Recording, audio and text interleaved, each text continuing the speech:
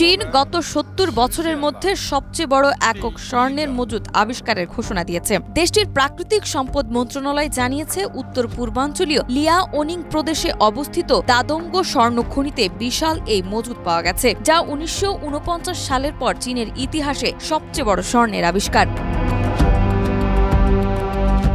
বার্তা সংস্থা আনাদোলুর ১৫ নভেম্বর প্রতিবেদনে বলা হয়, নতুন এই খনিতে প্রমাণিত স্বর্ণের পরিমাণ ১,৪৪৪.৪৯ টন।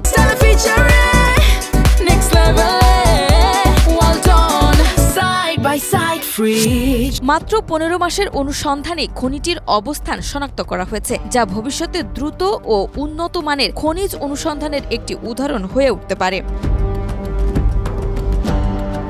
রাষ্ট্রীয় সংবাদ মাধ্যম গ্লোবাল টাইমস জানায়, ইতিমধ্যে খনিটি অর্থনৈতিক সম্ভাবনা যাচাই শেষ হয়েছে, ফলে স্বর্ণ উত্তোলন এবং খনি উন্নয়নের কাজ শুরু করা যাবে। খনিটিকে এখন অতি বৃহৎ উন্মুক্ত খনি হিসেবে তালিকাভুক্ত করা হয়েছে। প্রাকৃতিক সম্পদ মন্ত্রণালয়ের তথ্য অনুযায়ী সমুদ্রপৃষ্ঠ থেকে প্রায় ৭২০ মিটার উপরের এলাকায় বিস্তৃত এই আঞ্চলিক অঞ্চলে মোট ২.৫৮৬ বিলিয়ন টন আকরিক রয়েছে। প্রতি টন আকরিক থেকে গড়ে ০.৫৬ গ্রামে স্বর্ণ উত্তোলন সম্ভব। চীন আশা করছে এই খনি দেশের স্বর্ণ উৎপাদন বাড়ানোর পাশাপাশি বৈশ্বিক স্বর্ণবাজারেও বড় ধরনের প্রভাব ফেলবে।